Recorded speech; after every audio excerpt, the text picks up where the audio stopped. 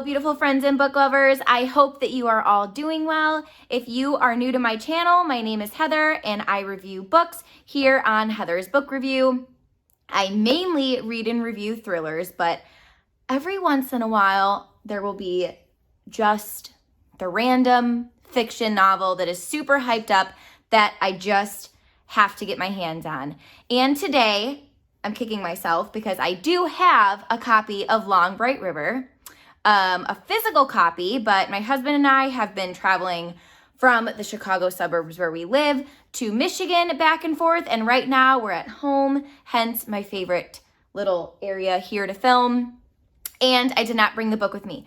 But the book that I'm going to be reviewing and chatting with you about today is Long Bright River by Liz Moore. This is a book that I have been seeing everywhere on Instagram, and I have heard so many great things about, and I just had to get my hands on it and read it. And honestly, it is such a good story. It's such a good story. So I'm going to give you the non-spoiler premise, little review of it, tell you what I rated the book, and then for those who have read, I'm going to have my book chat towards the end of the video where I tell you what I did and maybe didn't like about the story. So Long Bright River is a beautifully written story about two sisters, Mickey and Casey. And this story is from Mickey's point of view, and it goes from past and present tense. And Mickey and Casey grew up in a very dysfunctional household. They didn't really have any strong, healthy adult role models in their lives, and their childhood goes to shape who they have become as adults.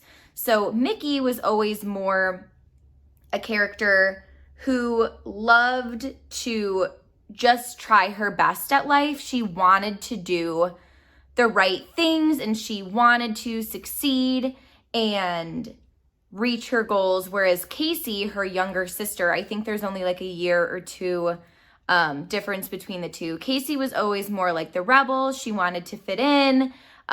She would do whatever it took to get what she wanted, so to speak.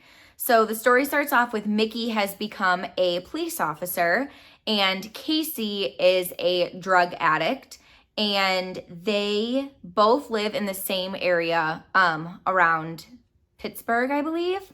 And Mickey always has her eye out for Casey. So when Mickey is out patrolling, she's seeing if Casey's on the corner. She's seeing if Casey's hanging out with like her usual crowd.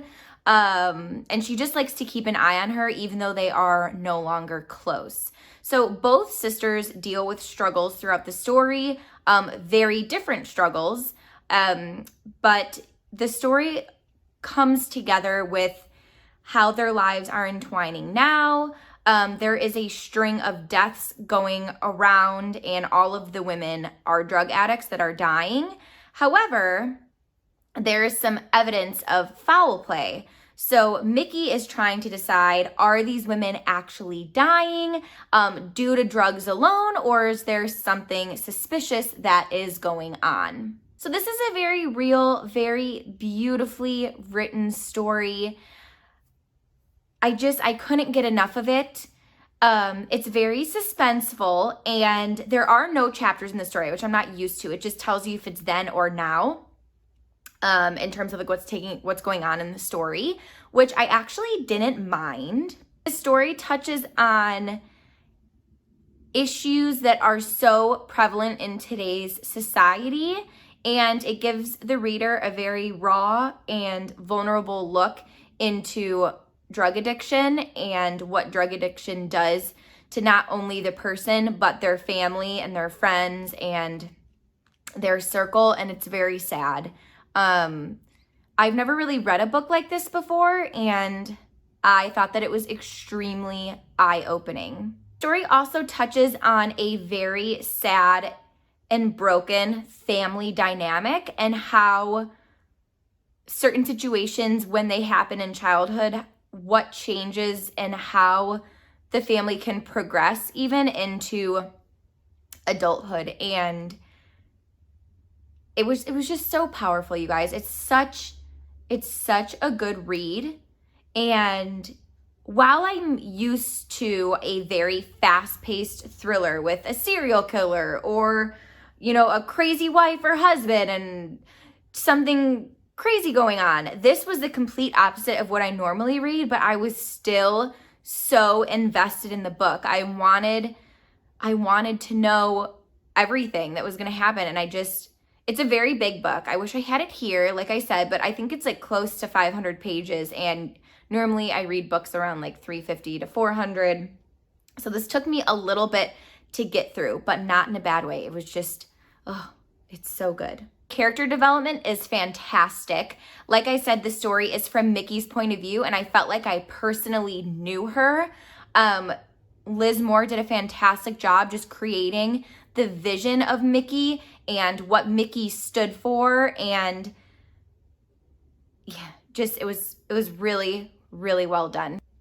So now I'm going to go ahead and tell you what I rated the book. So on Goodreads, I am going to give this a 5 out of 5.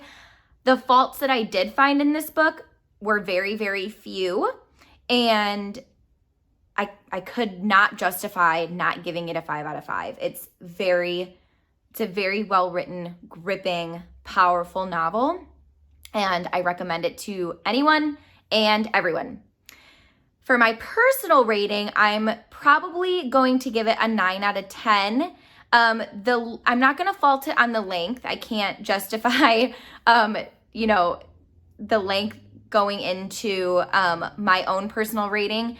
However, I did feel like at some points the book would drag a little bit, and I'm not sure if that was due to the length or if it was more just because I'm used to a fast pace, and this book is not really fast paced. While it's amazing, there were some points where I'm okay, as I'm sitting back looking at the book now, I'm did that scene really need to go in there? Did that aid to any character development, or did it feel like it was almost just a little bit of fluff? But yeah, that being said, a 9 out of 10 is still so great and very high, very fantastic. And like I said, you should really give it a read. So that's pretty much all I can say in terms of not spoiling the book. That's what I thought of the book and my ratings. And I do highly recommend this novel. I think it's very powerful and moving, and on a topic that's, pretty prevalent in society that I personally don't do a whole lot of reading up on. And I felt like this was really eye-opening and just a very touching story. So if you read this novel, come back here, tell me what you thought. I'm going to start filming my book chat for those who have read. So if you're new to my channel, I would love if you could click that subscribe button before you leave and hit that little notification bell to let you know when I post a video.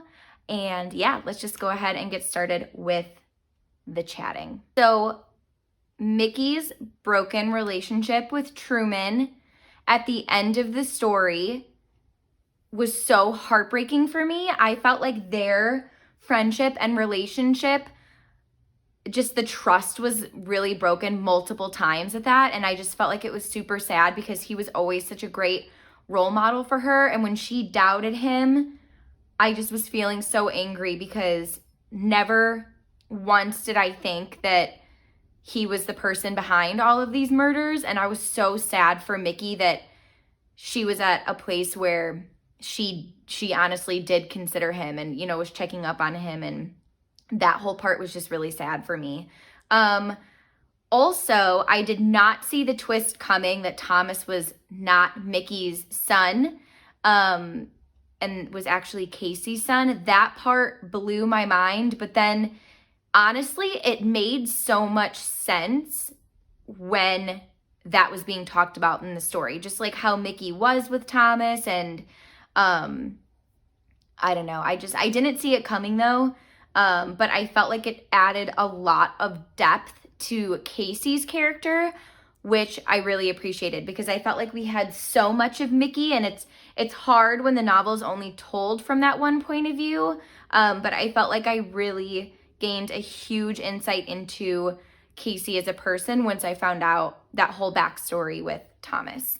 I was hoping for a little bit more with this scene with Eddie and Connor and Casey and Mickey when they were, you know, up in that part of the church and the gun was dropped and then all of a sudden Connor grabbed it and turned it on Eddie. Like, I felt like it was only 2 pages, and I very much felt myself like wanting a little bit more, because I didn't even really feel like it was a struggle or like heart-wrenching. And I guess this is what I meant in the beginning of the video when I said the pacing was just a little off for me. This is a perfect example. Like, I felt like the one scene that comes to mind is when Mickey's at like the family reunion and she's trying to find information on Casey, and like that was like, I felt like a 20-page scene, and then this was only like 1 to 2 pages, and I was like, like I just would have maybe wanted a little bit more from that. I did really appreciate the twist that it was Eddie Lafarty the entire time. I really didn't even give him a second thought, right? I mean, like, he was introduced in the beginning of the story, a cop who liked to talk about himself and gave all of his information away, you know, to Mickey really quick. And I just felt like he was really trying to like form that relationship with her.